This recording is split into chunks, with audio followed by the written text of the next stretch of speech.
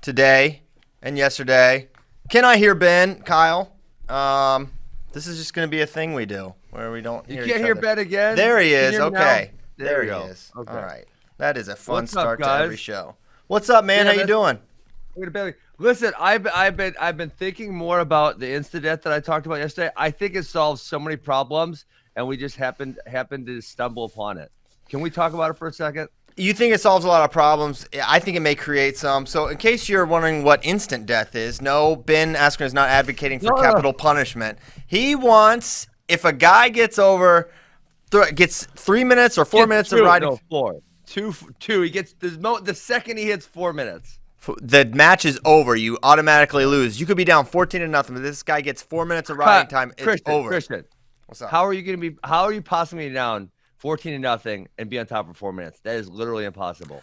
You say that, Ben. I watched a match, and if I hadn't seen it with my own 2 eyes, I wouldn't believe it. They could only be on top once, which is a total of 2 minutes. Okay, well, 14. Ben, there's a lot of ways you can be down 14-0. It could be a variety of reasons. But you have to be on top for a long period of time, and you have to not be on bottom for a long period of time. Yes, just forget I said that, Ben. You're totally derailing it unnecessarily. I watched Chris Dardanes give up riding time once while majoring someone. That happened. He gave up like several minutes of riding time to Mike Nevinger, and he majored him. It was one of the weirdest matches I ever saw in my life. But keep going. You want this. Yeah, well, so first of all, it's insta, not instant. Insta death. One word. It's like the gram. Yeah, exactly. Well, So I think the most boring thing in wrestling, and this is probably where people really start complaining about top, is those matches that are like 4 points, or once you get over the major, say like 9 or 10 points. And the guy's probably not going to tech him or not get to the major. And the guy at bottom is just trying not to give up that next point. And therefore, that is when the most boring riding happens. When it is a fairly uneven match, yet the top guy can't pin the bottom guy. The bottom guy is just trying to stall it out. So I would say that would be like what the number one problem is. Do you agree or disagree on that? I agree with that completely. Okay. And so this would then give someone and the crowd something to cheer for. And, the bottom guy would be de-incentivized from not trying to get turned because he could also lose by insta-death. Yeah. So, like, say it gets to 3:15, he's going to try getting some escapes. In the process of escapes, he might get pinned, right? Yes. I actually, it's a pretty loony idea, but it actually is kind of genius. I think we should have it. 4 minutes. So oh my gosh, that's a lot. That's a lot of time. Maybe 3.5. I'm not set on the time. It could be 3, 3.5, 4, somewhere in there. I think it's got to be a lot. So then also here, Christian, people will be de-incentivized to choose bottom. So say I get a takedown in the first period. I got 2 minutes, 20 seconds. The riding time is my choice. Am I going to choose bottom and let the guy click the tick the clock down? No, right? I'm going to choose neutral, try to get my takedown, build my time up. So say now I build up to 3 minutes and 20 seconds. Is that guy going to choose bottom in the third period? No. He ain't going to choose bottom, right? Can't roll the dice there. Some of the most annoying ones are the most annoying bottom choices are when the one guy's got ridden forever, but he's losing by like 5 points. And he's just choosing bottom because the other guy won't ride him out because he needs to cut him and give her takedowns. And so it's like the most annoying bottom choice, right?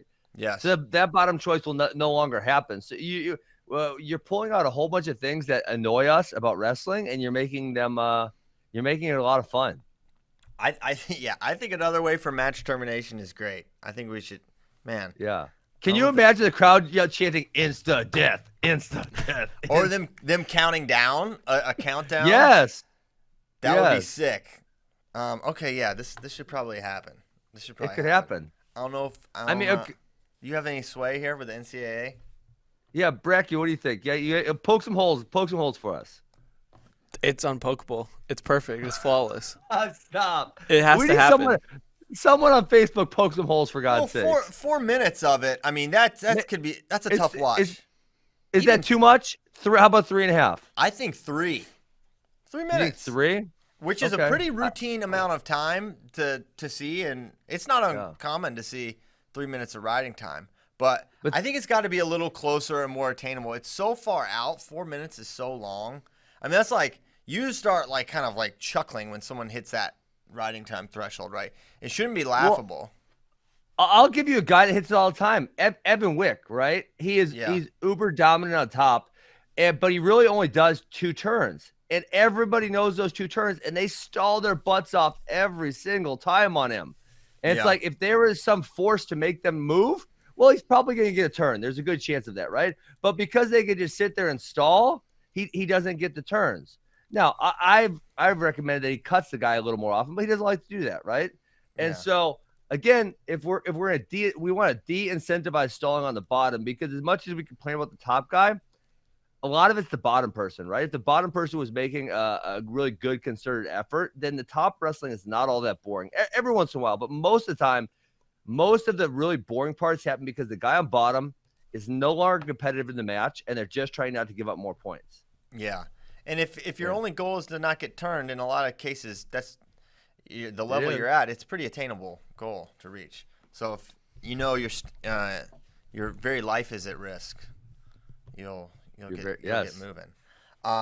Okay, incident. Another thing we kind of the map forums. You sent me some screenshots. It may not be completely legal to put the brackets however you want based on what you sent us, Ben. Yes. What are your thoughts on that? It didn't feel legal when he said it. It felt like I'm not so sure about that. You know, it's like when you're playing a game of a pickup game of something, and your buddy does something, you're like, that's got to be against the rules, and they're like, no, totally legal, and you're like, well, I don't know the rule. I don't know the rules exactly, so I can't tell you it's illegal. It just doesn't feel right. And so people, what was the rule? That it was the tournament rule.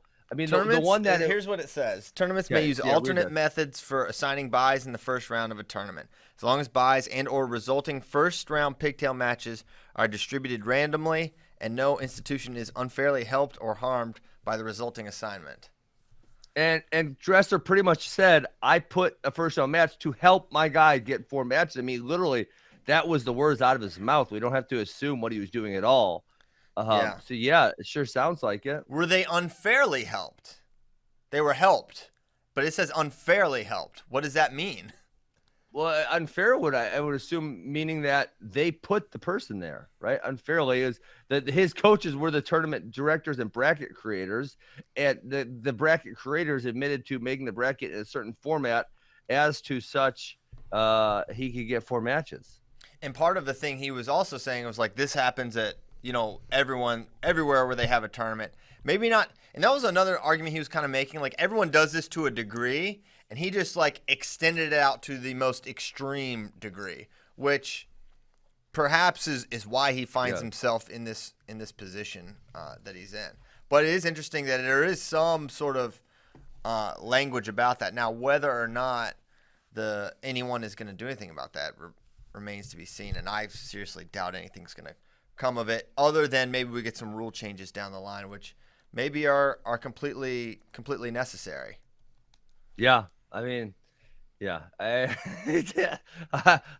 don't want to throw this man on the bus too much, but sure sounds like the guy broke a rule or two. Yeah, maybe so. But we'll see. We'll see what happens. It was interesting. I'm still really pumped that he came on because it made for fun radio, I thought. Yeah, and we got to hear exactly what he thought, which was great. Yeah, we know where he stands on everything now, which is definitely important. Okay, now there's a lot of stuff going on. I don't know if the Kerkvliet thing, if it has any sort of finality yet.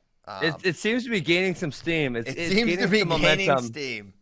It really is. Like, I thought when you first brought it up again, I think a week ago, I thought, Christian, what are you talking about?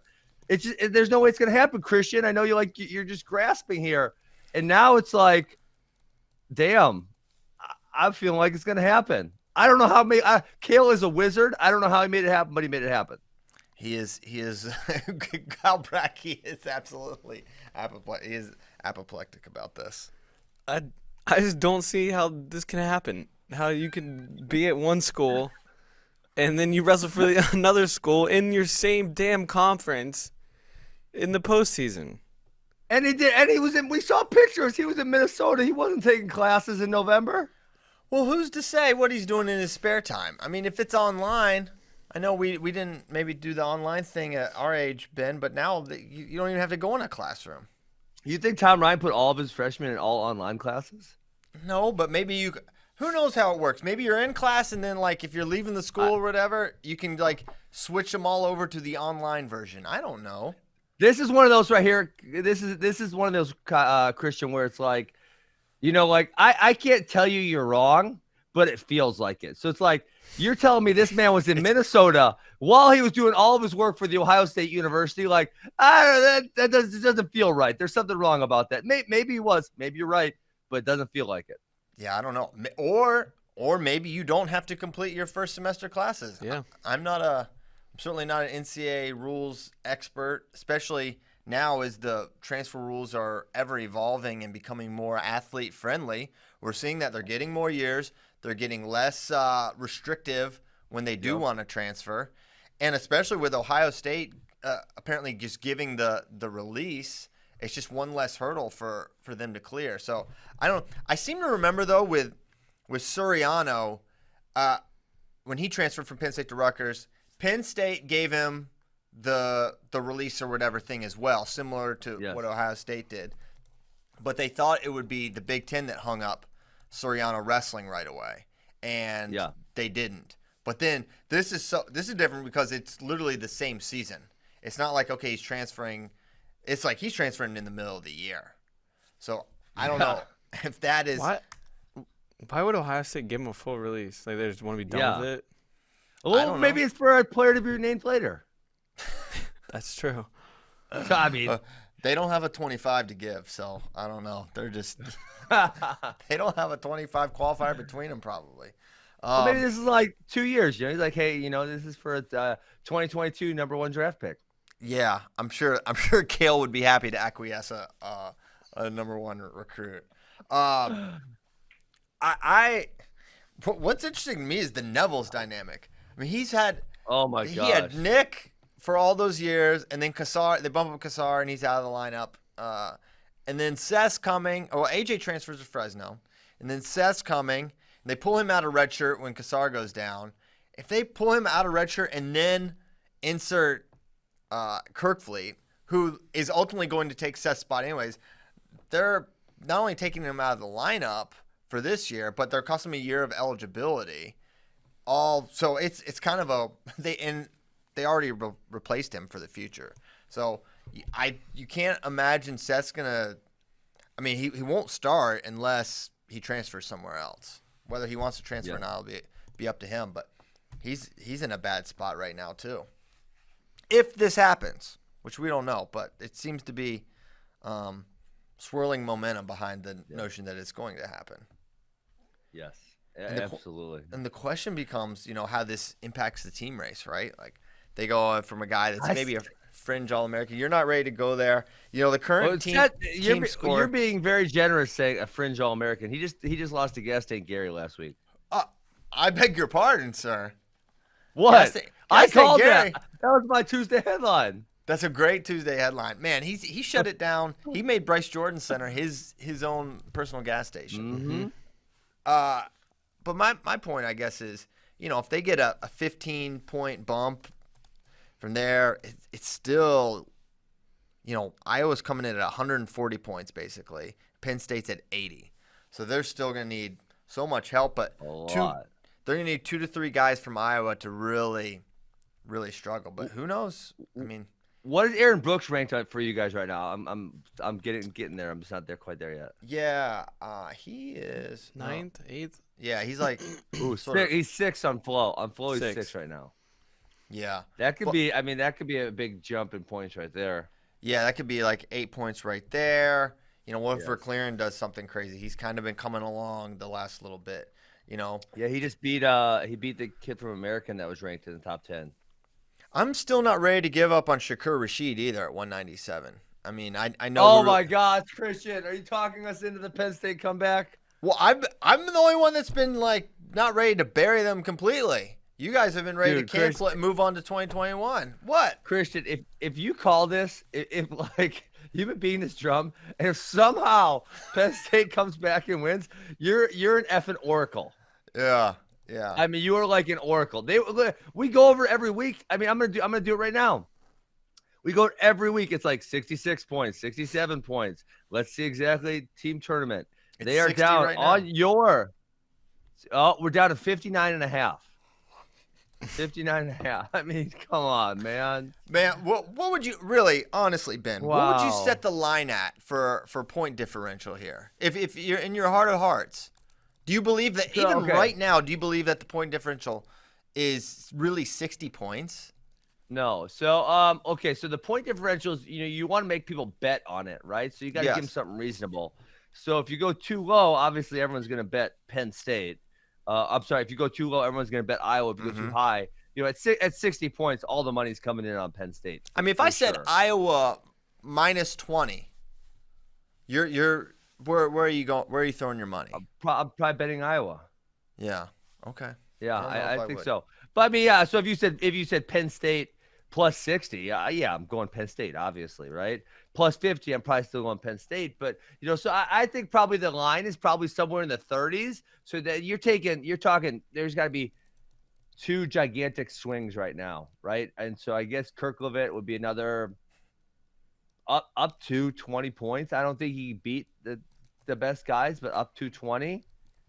Yeah. Brooks could be another big one. I guess Shakur. I mean, no one at 97 is all that impressive compared to anyone else. I mean, Patrick Brookie just lost another match. Who do you lose to this week? Jordan Pagano,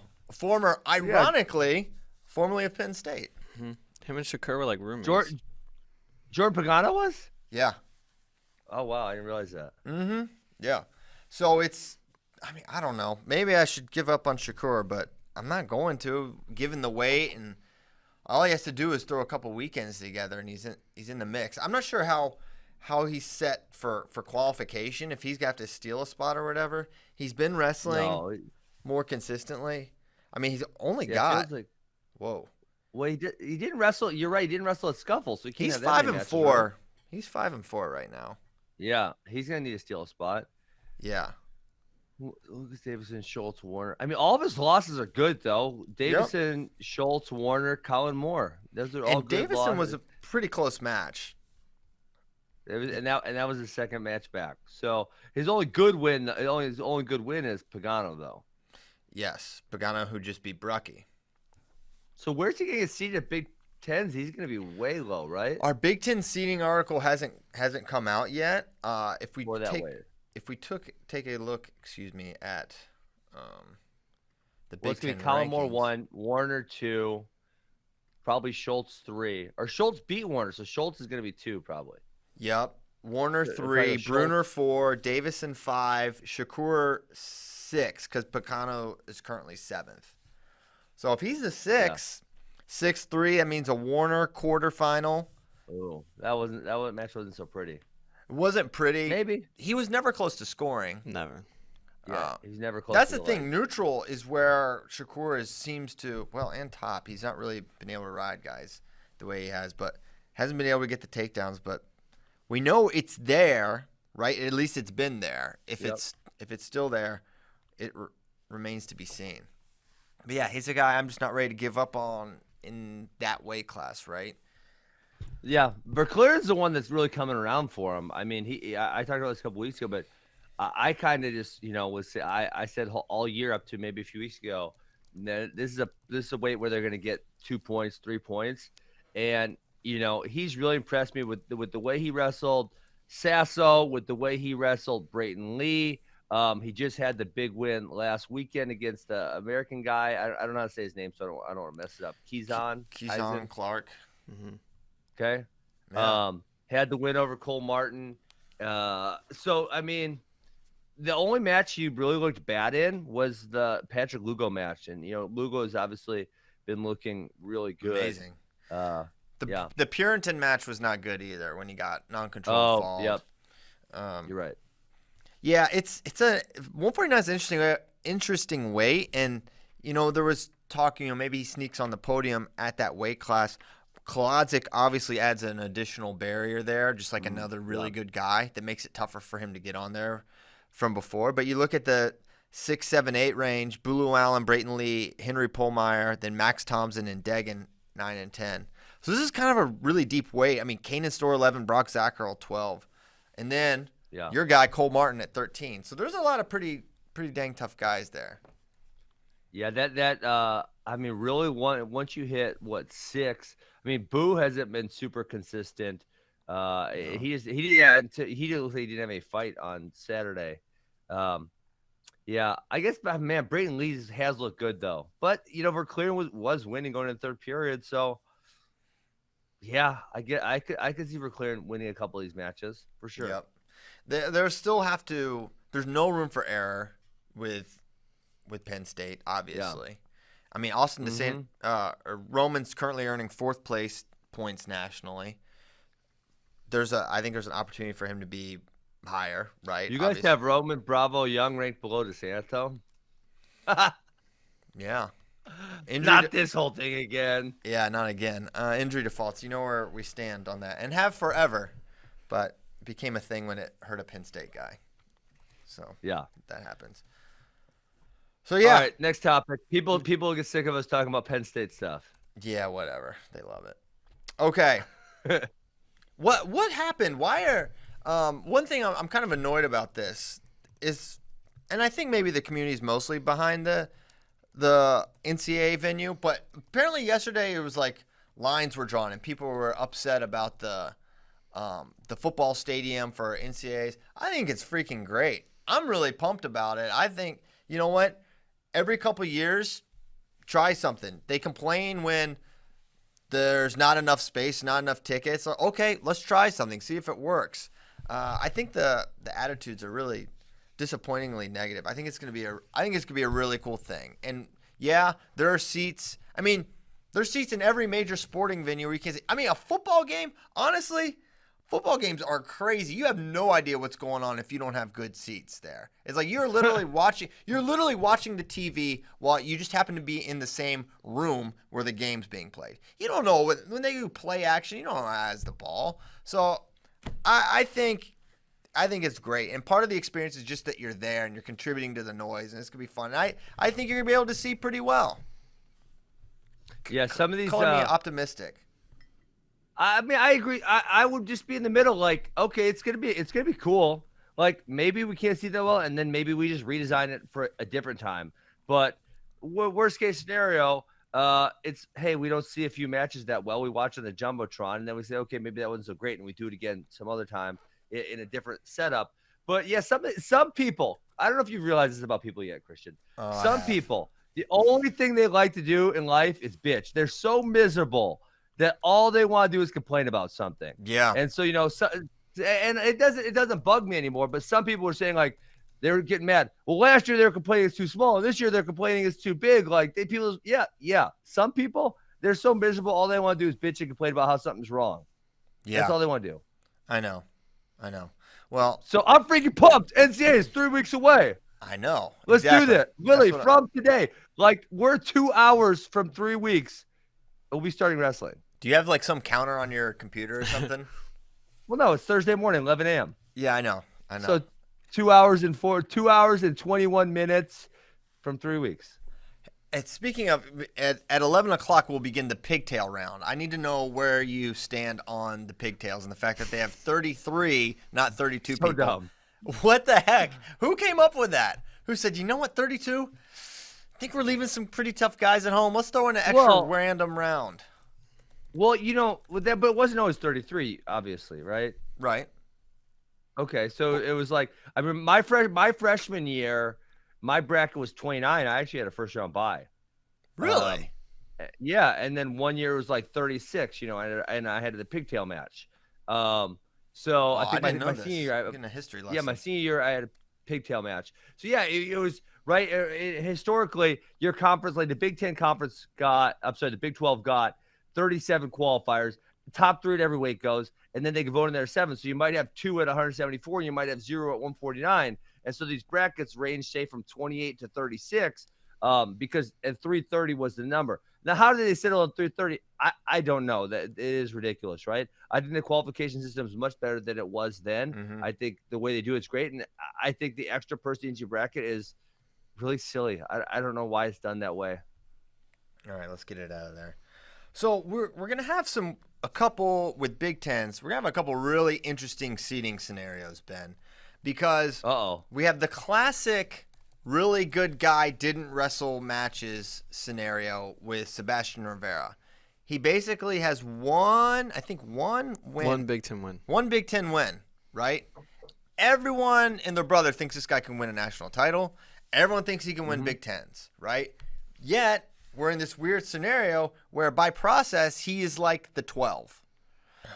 And so I thought it was the 11. Wasn't it the 11? Well, Nomad did this. Nomad did this when you were gone, and I thought this is outrageous, and then by the time he talked me into, I think it was the 11.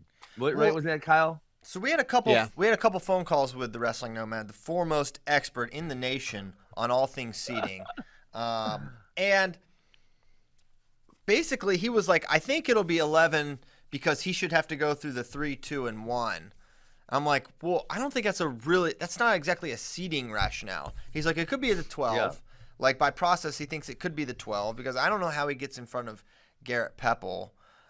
His only win is Sebastian's only Big Ten win is over King Sandoval, I believe. Mm-hmm. So I feel like by process, maybe he's the 12, and the 12 makes sense because from a bracket building standpoint, because that would put him and Seth on one side, DeSanto and RBY on the other side, and that just makes sense, right? So, but now you're going Kevin Dresser logic, where you get to build the bracket however you like.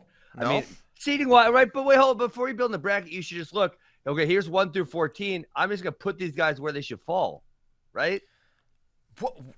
Where they should fall, if you think he should be the 4 seed, that's just completely your opinion. It has to be rooted in objective data. Well, I'm saying 11. If he's supposed to be the 11, we can't just move him down to the 12 to make him on the opposite side of the bracket. I think he's supposed to be the 12. Nomad wanted to move him. You think so?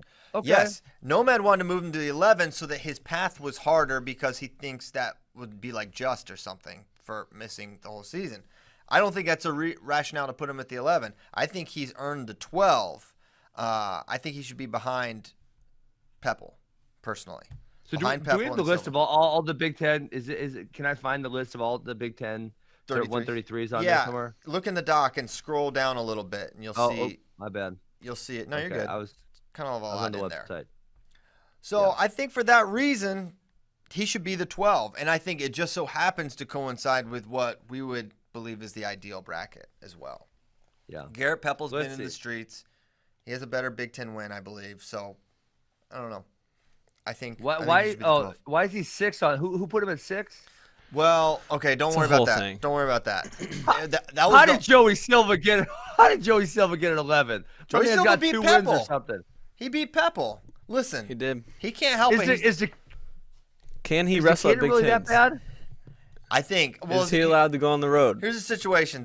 They are kind of keeping Joey at home, right? Which you know what? That's fine. They weren't letting him travel as much, so that really limited, at all, technically at all. They're not going to move Big Tens to Ann Arbor, unfortunately. So is he on house arrest? Can't leave the state. No, he's not on house arrest. It's just like do we know that?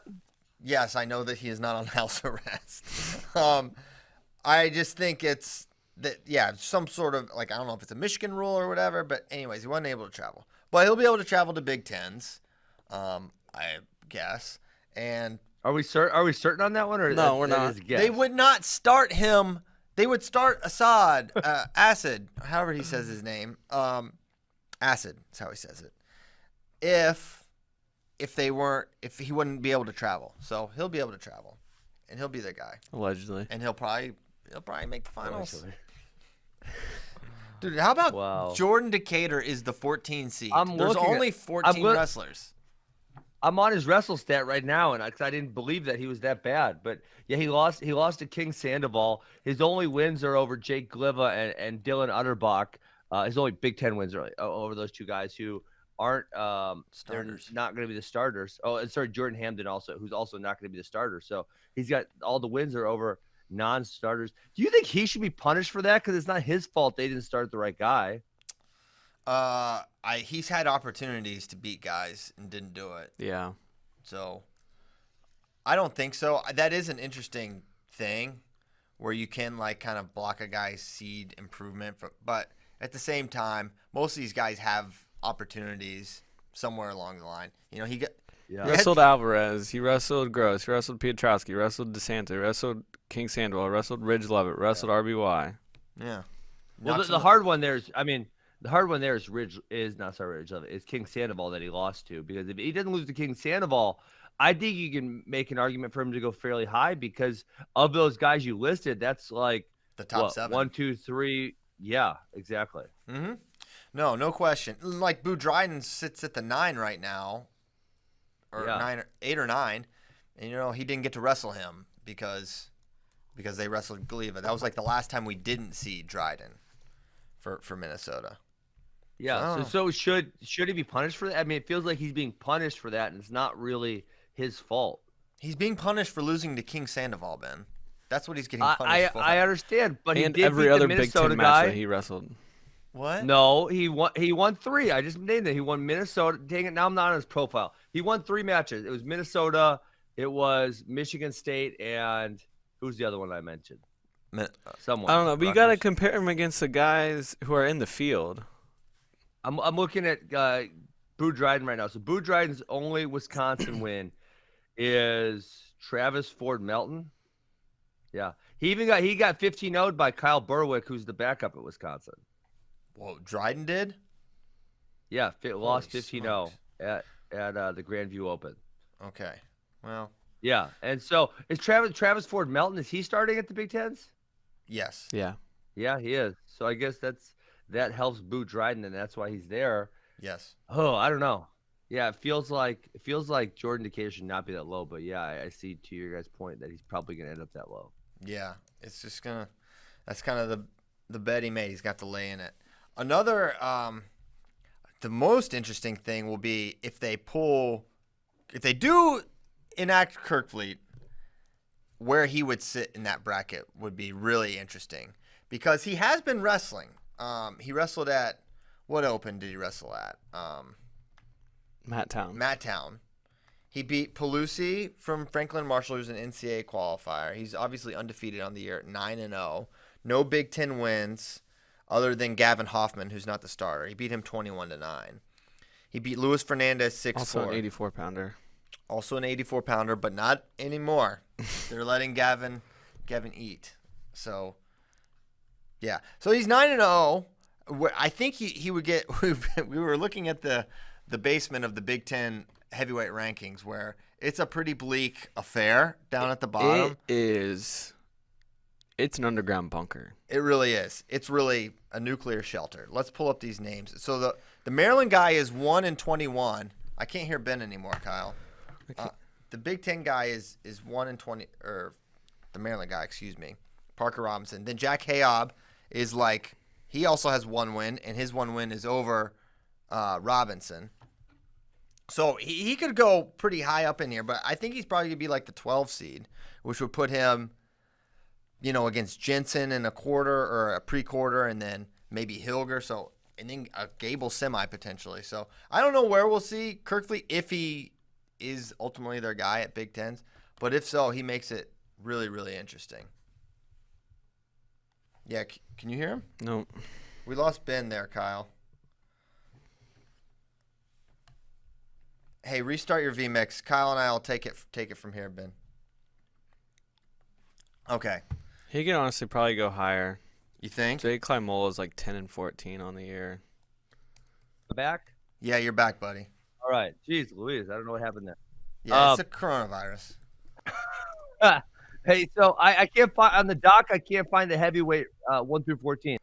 We don't. It's not. It's Nomad's not there yet. Yeah. So we're just looking at the Big Ten rankings. Don't rush his creative process. All right. Fair Here, enough. I'll insert the rankings right now.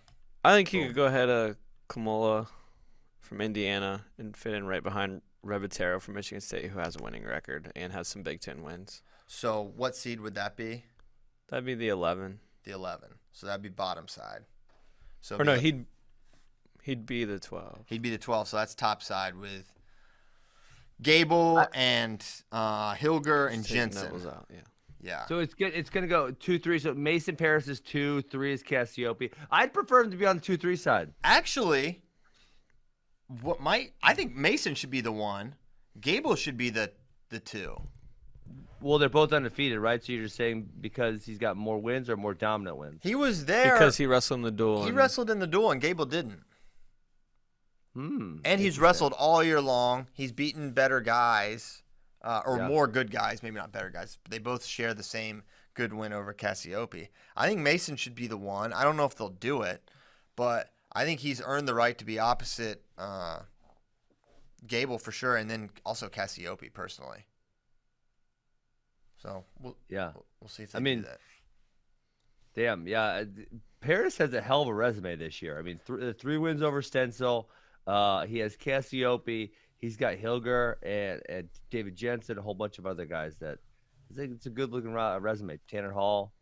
There's an argument going on at the Flow Sports HQ, and it's basically can Mason beat Gable? And there's starting to be factions being built out. Some people are Team Mason. Some people are Team Gable. Kyle Brackey and I are still Team Gable. I still think, and Kyle, I think, still thinks it's Gable's to win, and I think it's a great matchup for Gable. But Mike Mao is like, I'm kind of coming around. I kind of think it's going to be Mason. So I'm curious what you think, Ben. Yeah, I got to be Team Gable till we see otherwise. You got to think it's Gable, and I mean, I think Mason, unfortunately, plays into his strengths. Mason's going to shoot. I mean, if Mason somehow is disciplined enough to not shoot, I'm going to be shocked. And he's going to shoot, and Gable's going to hit a nice go behind her, a nice reattack, and score a couple points, and then he's going to have to shoot again. And then I feel like the same thing's going to happen. So I feel like it's going to be a 2 or 3 takedown match. I just don't see Mason having the ability to get to Gable like most heavyweights can. Yeah. The thing I know that like Mike Mao was hinging on is the fact that like Paris destroyed Cassiope, and then it was a 7-5 match. I was like, Mike, did you watch the match? With the Gable and Cassiope. Yeah. Paris destroyed Cassiope because Cassiope kept shooting and creating these scrambles. And then Cassiope didn't take a single attempt against Gable. Yes. He got completely exposed and knew that he would be in just as bad a position if he did it against Gable. Yeah. Which made, I think both of Gable's takedowns were just like these power double legs that he fired off, but he wasn't able to get to his reattacks. But if Mason implements that strategy of attacking a lot, I think he will give up those easy. That's how I see it as well. I think it's a reattack game that Gable is best equipped to win. There is just that freak element that Mason may possess, but I just don't see it yet. And I feel like I've been doubting Mason every step of the way. But why not? I'm not backing off it. I think it's Gable, even though I've been nothing but impressed with Mason Paris all year long. Yeah. So you guys are both Team Gable. Who's Mike Mal's Team Paris? Who else is on Team Paris? He's just trying to pull people over. He's the leader of that faction now. No, David Bray will not let go of the Zare win. Yes, because he beat that was impressive. That was, I mean. I really brought him down hard when I was like, and then he beat Trent Hilger 3-1. Yeah. That was a great match. That was a fun match. It was. Do you know what the score was between Gable and Trent Hilger?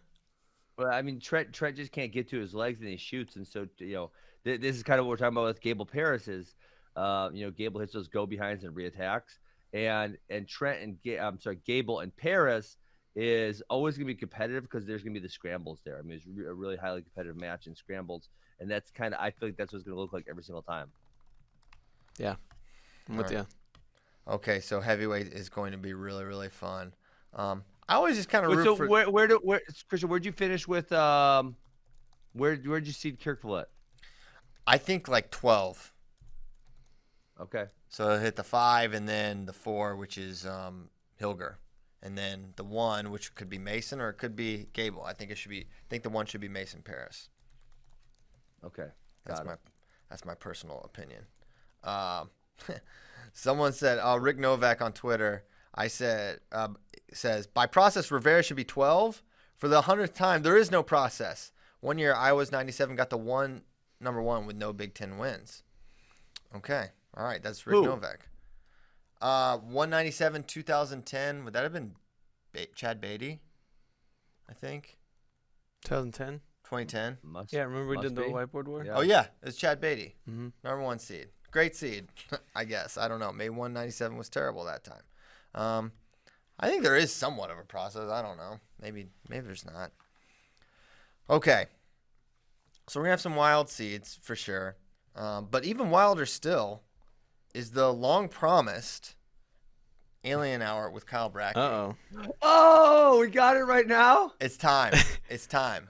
Let's get in on Kyle's close-up. Okay, so I wanted to bring it back with fire. And I really searched hoping that there was something recent. And probably the best I could find, but it's really an interesting theory. It was in the San Francisco Chronicle. But it's about this guy, Andrew Franknoy, who is the emeritus chairman of the astronomy department at Foothill College. And essentially, he believes that, we're always looking for aliens. And when are we going to find that, definitive proof? He thinks they could have been here and are living with us right now. And we just don't know it because we don't know what they look like. He's like, they could be these microscopic organisms or just normal people. Right. It's kind of like the Russian spies. You don't know they're Russian. So essentially why he believes this is he thinks that advanced civilizations could have sent into space these what he believes could be tiny canisters holding the germs of life programmed to incubate and grow when they encounter suitable conditions around a star. Uh-huh. So they travel through space, and then when they get to a star or a planet or whatever that they find that they can live at, they get off of this, whatever they're traveling on. Uh-huh. But that really became plausible when a couple interstellar objects went zooming past Earth in 2017. And they were described in the article as spinning red cigar-shaped objects. And they had two names, really hard to pronounce, Borisov and Uamuamua. That's a Hawaiian fish, I'm pretty sure. I don't know why they named it that. I'm pretty sure that's a Hawaiian fish. But they were the first verified sightings in human history of objects speeding by Earth from outside our solar system. So that led. Does that mean they were alive? That doesn't mean they're a living thing. No. But his thing is that they're being transported on things like that through space. Giant Cuban cigars. Correct. Wow. So that led Avi Loeb, the chair of Harvard's astronomy department, to suggest. Harvard's involved. Yeah. So it's real. So Johnny Julius line one. So he thinks that the shape of these objects and the way that they had non-gravitational acceleration could mean that it was a mechanical probe sent by alien civilization. Oh my God. All right. My favorite quote from this article was from the Franknoy guy. Mm-hmm. He said, "I don't think we should pretend that we are the only ones, the smartest kid on the block, because very likely we aren't the smartest kid on the block." Dude, we have He even theorized that Earth is another civilization's experiment. Really? Yeah, and that they're just watching us. Uh-huh. Dude, we got iPhones. I'm pretty sure we're not the smartest on the block. We're up there. Maybe not, but What if they gave us the iPhone, Christian? They can give us the iPhone. You think an alien gave us the iPhone? Well, he gave it to Steve Jobs. Steve Jobs gave it to us. Well, where'd Steve go? What if Steve Jobs was an alien? That could be. Well, Steve Jobs is living in South America. Yeah. Elon Musk is definitely an alien. You think so? Yes. Oh my gosh. Okay. Well. What are your thoughts? Do you think aliens could be living among us right now, and we could be looking for them when they're right here the whole time? Definitely. Yeah. I mean, if you subscribe to their existence, the idea that they would be hiding among us does make sense, but. And we just don't know what they are. We don't know what we're looking for. Ben, you're team aliens, right? I'm like in the middle. I don't say no way, and I don't say for sure. Your team, something's probably out there. You just don't know what it is. Ability. I don't have an inclination too hard either way. If someone told me the way it really is, and someone told me that aliens gave Elon Musk some of the technology for Tesla or space, yeah, I see it. All right, I like the stories of the mountain hikers happening upon a half bat, half centipede man. Those are the stories that really get me excited. The particles and the Cuban Missile Crisis, the cigars. This one's too real for you. It's literally scaring me. Yeah, maybe so. Okay, right. Wait. So this is funny. Someone made a comment. If one of the Flow staff right now was an alien, would it be Nomad for sure, or is there someone else you guys would suspect? Yeah, because he least subscribes to conventional human behavior, right? His sleep patterns make no sense. The logical leaps he can make defy at times. At times he can very much masquerade as a human and have human conversations that make sense. But every 14 to 15 sentences, he says something where you're like, buddy, that doesn't make any sense at all to anyone. He'd be like, yeah, and he can just go and he can rationalize it for his eyes only. It's for his mind only. So I think it's obviously Nomad. It's a little too on the nose. That's what I was afraid of. It's too obvious. It's too obvious, which means, maybe David Bray is if you're going for the most normal one. Yeah. He is, he's lived in Wyoming and Colorado. So, there's been a lot of what are they called? Cryptid activity there. So maybe him. What if when Nomad goes on these journeys, he actually goes back to home planet for a couple days? That could be true. Now I just think it's his shoddy. But before, I was really definitely subscribed to that. Yeah, maybe he's going back to his home base. He's delivering reports on the things we're up to, and maybe we should just be thankful that Nomad chose our little slice of life for him to report back to. We're very lucky to his foremost authority in seating. Yes. Yeah, I'm glad he likes wrestling, I guess, because he's been the sport's better for it, for having the Nomad involved. Yeah, that was a good question from Facebook. Is there anything else going on in Facebook? Not too much. Not too much. Low energy. Okay. Not low energy. There are a good bit of comments, just nothing groundbreaking. So what if you guys are in Austin, Texas? What if one of these days you guys could get Alex Jones in the studio? Oh my gosh. He's too far out there for me. That guy's crazy. I don't want any part of Alex Jones. He's an imbalanced individual. You guys should get him to wrestle someone. That would be so fantastic. He looks like a pretty sturdy individual. I'll give him that much. I'll give Alex Jones that much. All right. Are there any duels we didn't get to hit on that we want to talk about? You and I beat Wisconsin. That was. I don't want to talk about that. That was Ben's doing, basically. What's going on there? Wisconsin has a dual team where they have some weaker spots that they can lose matches. Johnny Sebastian was obviously out, but I think the big one would hinge on they're struggling to get any wins at all at 97. The amount of dual wins they have at that weight this year is very, very low. And then the other one would be in this duel 41. Is that, of 41, but 25 too. We knew that was pinned one way or the other, and Barnett almost had him headlocked on his back. And then, sure enough, within a few minutes, Jacob Schwarm got the pin. That's a 12-point swing, obviously, with Schwarm, because he can go steep one way or steep the other. He has 15 wins by pinning, only 3 decisions on the air. I called that one too. I was on fire last week. You said Schwarm's pinning him? Yeah. He's pinning everyone. Here's my thing. Here's why I really like Schwarm. Is everyone does the ankle scoop and the crossface. He's just guys lay flat. And he's just little league bow and arrow cradling these dudes. Yes. Who does that? No one does that. Old school little league bow and arrow cradle, but Jay Schwarm. I love people that bring back the stuff. Like Iowa, when they first came back with brands, they were arm barring everyone, like McDonough and Borschel. They just run dudes over with arm bars. And now that's kind of gone. But now what's coming back, near side bow and arrow cradle, you don't see that. That's why I love it. Why is Schwarm able to do that and no one else can? Because it really, for a lot of guys belly out and just go flat on people. Yeah. If everyone could just he must bow be and so arrow strong.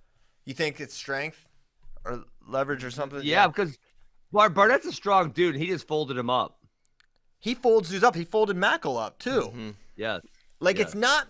So many cradles are just like exchange cradles where like you don't like will a cradle to happen. It's like a trick or a trap or something. Or you have the Ed Ruth, Jake Herbert version, which is like get your tricep and just run you over with a crossface. Yeah. But like him just near side crunching dudes is like amazing to me. And I cannot wait to watch him at NCAAs. I really can't because he's just got that crazy freaky element. Now he has some bad losses. He got teched by Mackle, who he later pinned.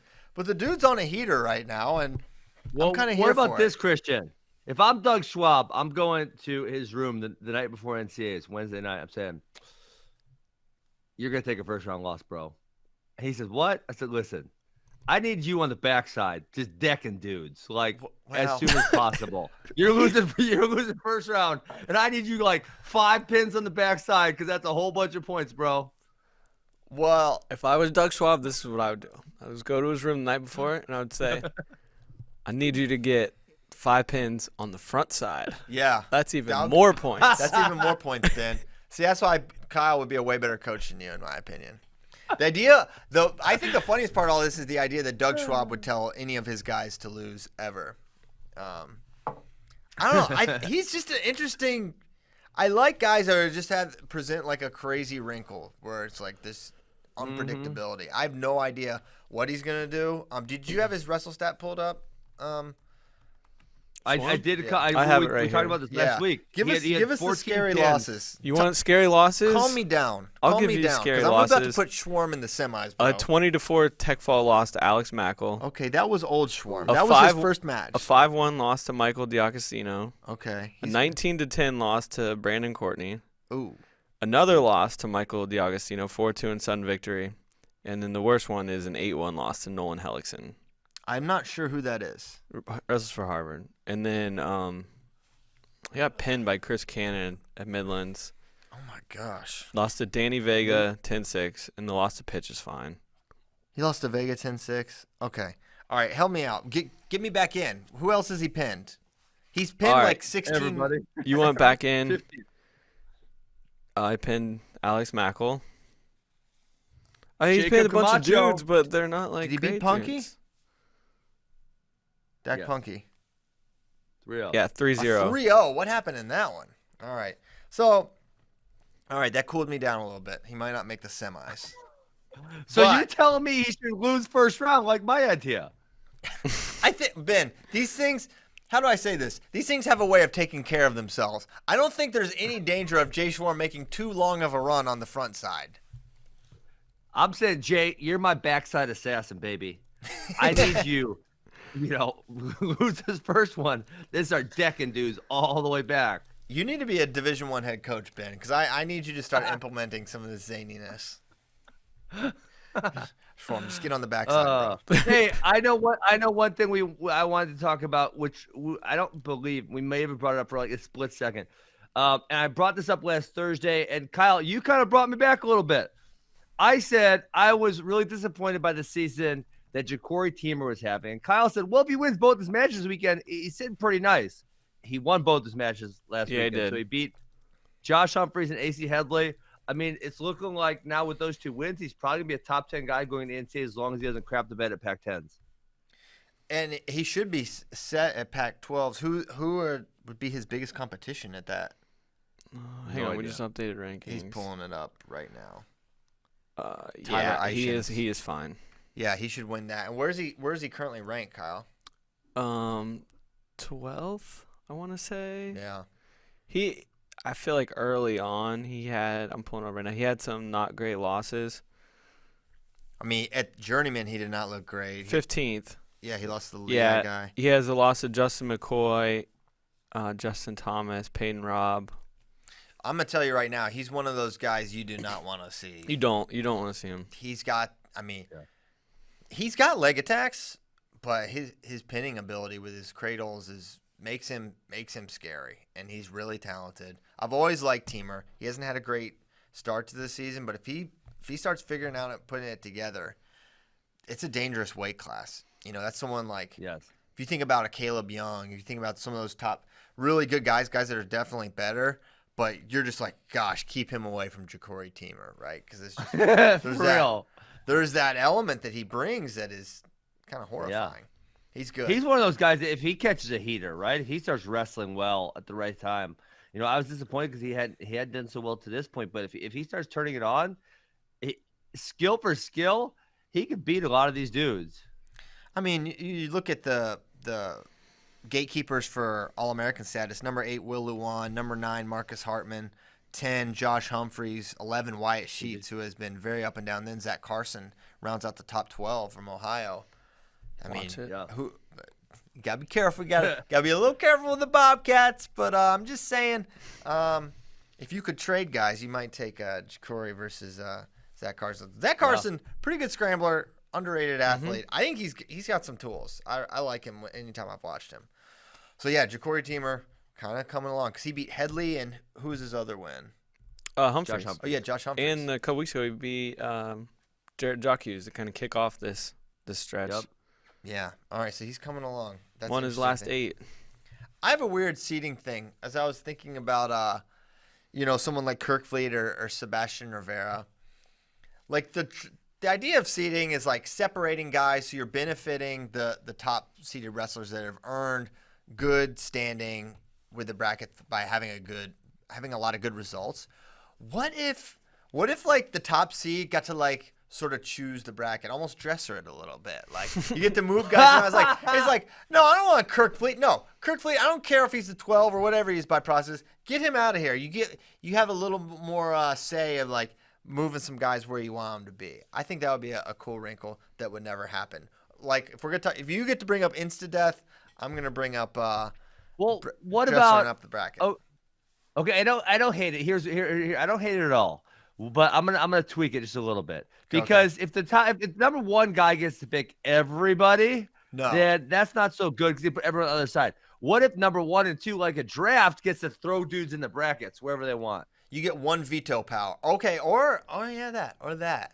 Oh, like drafting back and forth. All right. Yeah. Bring up Parker. All right, I'll take Hayob. Okay, and then on down. Yeah, that'll be great. Okay, I'm down with that. Great idea. That would be fun. All right, so we fixed that problem too. All right, why don't we get to some questions from friends, Ben? We haven't done it in 3 whole days. They probably think that we're not friends anymore, but we're definitely still your friends, guys. We haven't been able to do this, and we miss it so much. Okay, what'd you say? Oh man, I'm seeing this heavyweight. I didn't scroll through. I'm seeing this heavyweight thing that you posted. The bottom of the Big Ten is it's rough. It's among the tougher scenes out there. If Bracky runs the show every time you're done, does that make him the Mike Pence of FRL? I don't think so. I don't want to be Mike Pence. No, you're not Mike Pence. I wanted to clear the air. Who do you want to be? Yeah, who do you know. Who do you want to be? Someone cooler than that. Who's cooler than Mike Trump. Pence? Who are you? I don't know politics well enough to. You're Trump, Don Jr. Are you Bernie? You're Bernie. No, oh God. My gosh. Oh, we're not supposed to talk about politics. Probably shouldn't even ask that question. What is naming people? Beto. He's Beto. Oh no. Sorry. Shut up. Trouble. I can't stand that guy. All right. If Zahid comes back, are his odds chances shot based on the suspension's impact on his sportsmanship score? Well, if he comes back, he basically missed no time, but like 1 or 2 duels. He cannot. You cannot win the Hodge with a suspension in the air. I just feel that. I don't know if it's true. Really? I mean, you can, but in my opinion, you should not. I've never ever had this happen. This would be a first, right? Never happened before. I think if you get suspended for recreational drug use, you should not win the Hodge. Just but call me old school. Aren't they essentially saying that if they let him back with he'll miss 1 match or 2 matches? Aren't they essentially saying that it was no big deal? So shouldn't the rankers say it's no big deal?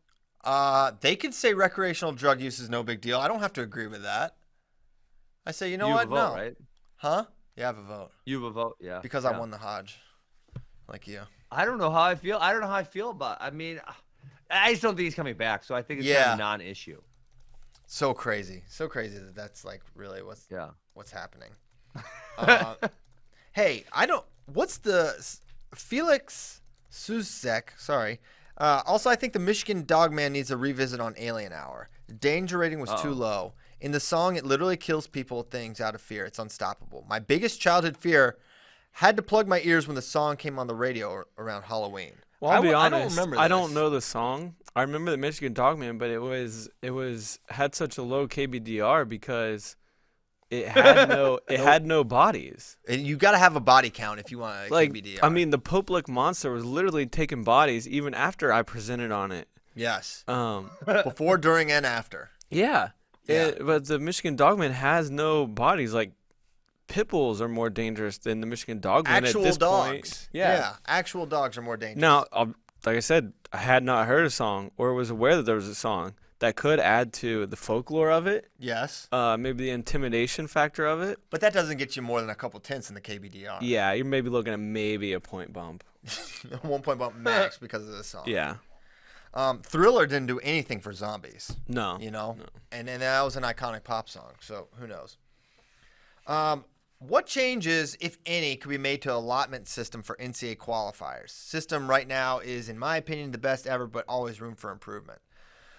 I really do like the allotment system. I remember I didn't know much about the old system. I talked a little bit about it with Bader because he was kind of explaining how he never qualified for NCAAs, but probably with this system he would have.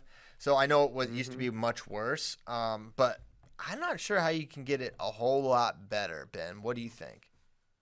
I agree. I love the new system. So the old system essentially would take I think a 5-year aggregate of how the conference did and then allot seeds by that, which obviously, the difficulty of conferences can change in 5 years, obviously. So the fact that this year, this current system figures into this year's stuff, I love it. I don't have any problems with it, so I didn't think of any changes off the top of my head. And so, no, I don't have anything. I like it. I think it's great. I would change to 32 instead of 33, like you mentioned earlier, because that does bug me. But no other problems. Good. I didn't think so either. Who's the best good wrestler to have a bad gas tank? From Sparky Boo Man. This is obvious. We talked about this yesterday. Spencer Lee. Okay. Spencer freaking Lee.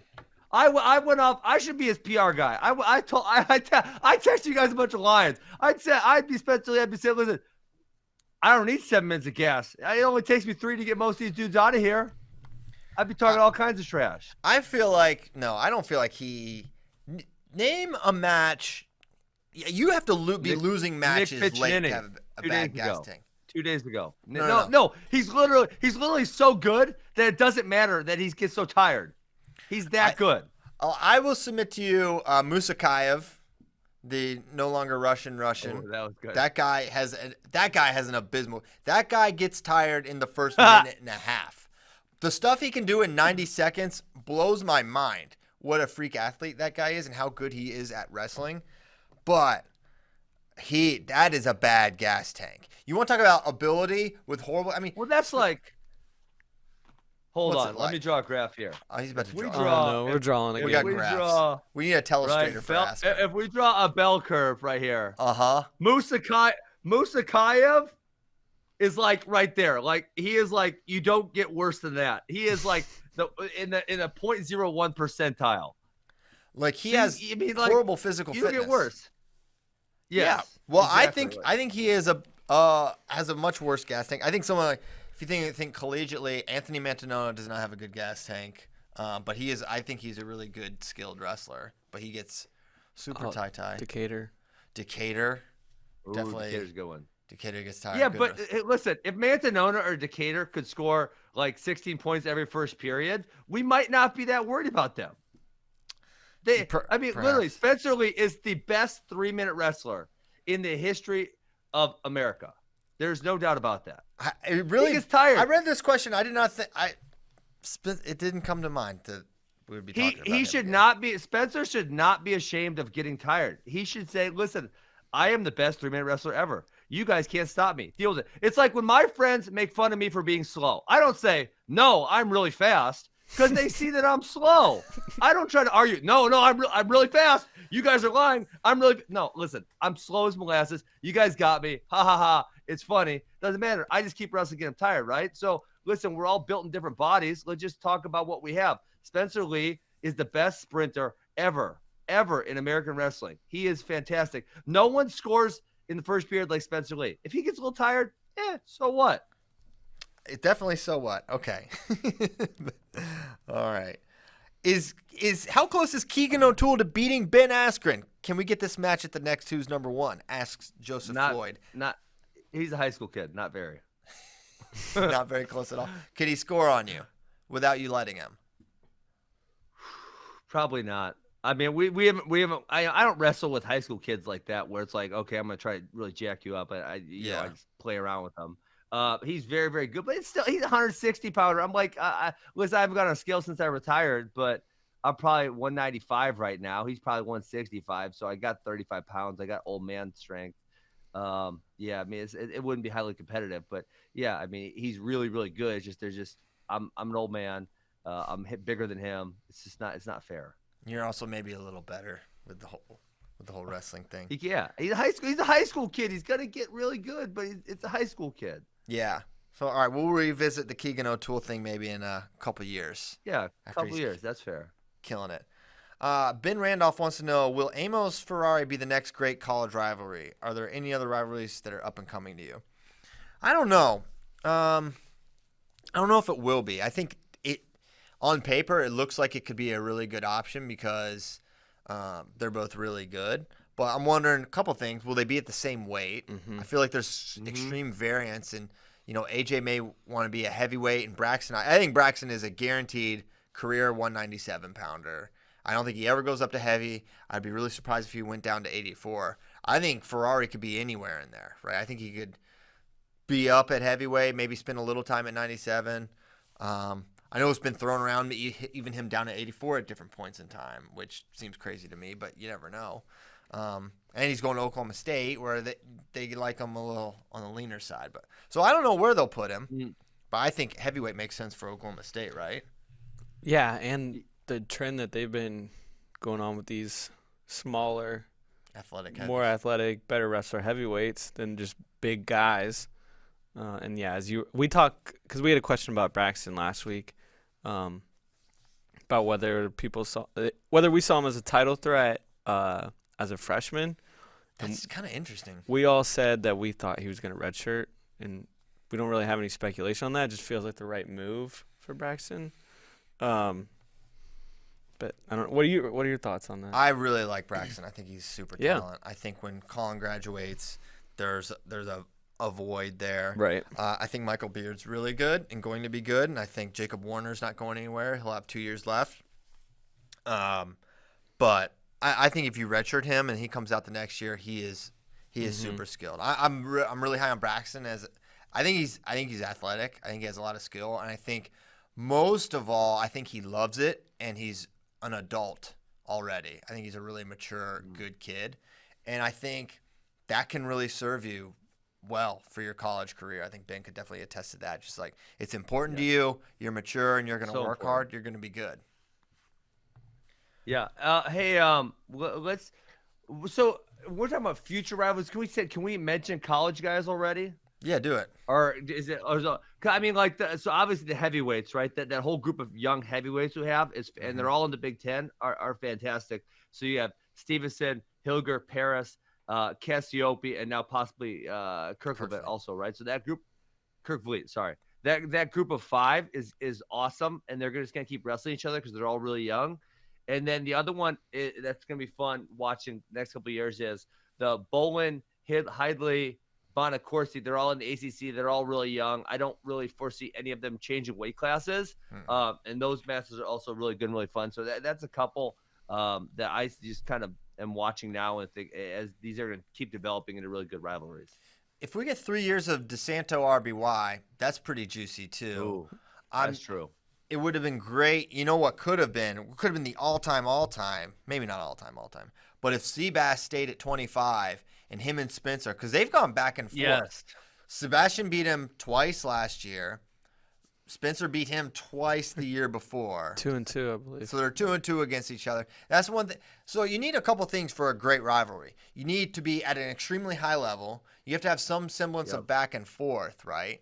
And I think, and then the star power that both those guys bring, I think would have made that an amazing one. I am disappointed that Sebastian went up to 33, though. Obviously, if you grow and you've got D'Agostino, it makes sense for their team, and possibly Rivera, who could probably sees his opportunities just as good, if not better, at 133 to win that way. But I would love to have seen 4 years of those guys just going back and forth and just knowing every single time they wrestled. I mean, the Big Ten match where they wrestled their freshman year, that was kind of like definitely the most boring match. Like Spencer absolutely dominated, controlled that one. But all the other matches were uber exciting and like just a lot of really high-level exchanges. So, holy cow. That's too bad we won't have that one. And that's all. Yeah. That's about all I can think of. Well, the other thing about rivalries too is the fact, and I picked the group of Big Ten heavyweights and the group of ACC 184s. Is you got to wrestle each other fairly frequently, and so Amos will be at Wisconsin, Ferrari will be at Oklahoma State. You know, those guys, they're not going to see each other a whole bunch of time. No, basically not till NCAAs. I don't think we'd see. The way their schedules go right now, they don't hit. Wisconsin usually doesn't go to Scuffle. Oklahoma State usually doesn't go to Midlands. Yeah, so it'll be tough for them to do that. Okay. Any other questions I'm missing before we get out of here? Maybe a little early here on a Thursday. Let's see. Anything else? Well, what are we gonna talk about next week? Because I guess we'll just be previewing because there's no wrestling, no college wrestling this weekend. Yeah, so we'll get allocations today, and then ooh, nice. We'll start getting pre-seeds for these tournaments. So, and pre-seeds hardly ever actually change. So we'll be able to start actually talking about physical matchups, not just projecting. Yeah, we haven't talked much about the, or maybe y'all did when I was gone, but the Olympic trials the Olympic qualifier, not the Olympic trials qualifier, Pan Am's in Ottawa. I mean, we're sending our own alien wrestling nomad there to Canada. He's been able to travel overseas before. So right now the roster is Dayton, Zane, David Taylor, and Gwiz for men's freestyle. Hildebrandt, Winchester, Marulis, Miracle for women's. And then Greco, Ildar, Coleman. Good job, Ildar. Ellis Coleman. Good job, Ildar. Pat Smith, Joe Rao, D'Angelo Hancock, and Adam Kuhn. We do not have any weights qualified in Greco. Let me ask you this, guys: there's two Pan Ams, 2 weekends in a row. Is Nomad staying for both? No, he's got to go. Just doing the qualifier. Exactly. He's coming back for NCAAs, and his next couple weeks are crazy. He's home this weekend.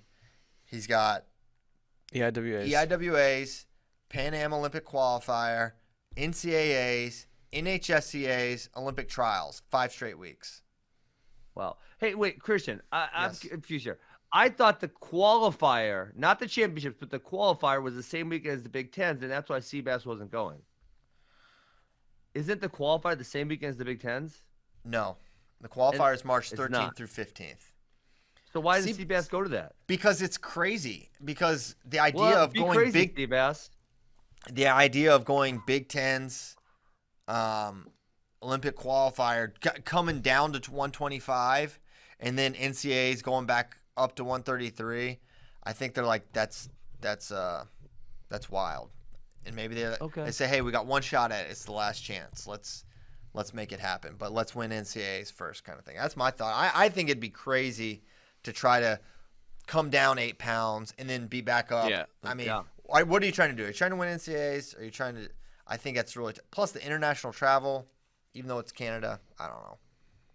I think it would put him in a really international travel to go to Ottawa. Hey, listen. Where is Ottawa? I don't even know. Where is it up there? No one actually knows. No one actually knows where Google Ottawa is. Nomad only knows because he's an alien, and they just know all that stuff. Yeah, they just have that geographic sense about them. So Ottawa, all right, it's Canada's capital. Did you know that? Nope. All right, well, we learned that much. All right, none of y'all knew that either. Okay, it's literally right above New York. Yeah, so let's chill out with international chill travel. out with international. It's That's closer. easy. It's probably just as close as NCAA's is. It's New York. It's basically New York. Yeah. So Ottawa's in New York. Canada's not real. That's a direct flight from O'Hare. Easy. He makes that. I don't know. It's like an hour and a half flight. It looks like. All right, hey, but flying over the lake, there is a physical toll of knowing you're leaving your home nation that cannot be accounted for, Ben. Okay. All right, so that's Pan Am Olympic qualifier. I'm fired up for that. That's gonna be wild. Okay. Are we ready to go? Let's call it. I got nothing else. Okay, Call it. cool. Kyle Grover in the back. Feel free to play us out. We'll be back. Well, shoot, they do the Friday FRL, so you can listen to that. I don't know who it'll be this week. It'll probably be Bray and Nomad or some combination of that. But we'll be back Tuesday, come heck or high water, to talk about all the Big Ten. We can do a Tuesday headline, but mine will be Kerkvliet's in for Big Tens. Oh, that's a good one. That's going to be tough. Keegan O'Toole wins the 4th title. That's obvious. Wow, shocking. Go Keegan. Yeah, wow. No more kid in the country is going to win his state tournament. Ben putting his neck all the way out by there. Tuesday headline, PHS upsets South, wins the West Virginia state tournament. Woo! Go PHS. Go Big Reds. Sorry, Braxton Amos. Kyle Brackey doesn't believe in your squad. You'll still win your state title, but maybe not. All right. Thanks a lot, guys. We'll see you next time.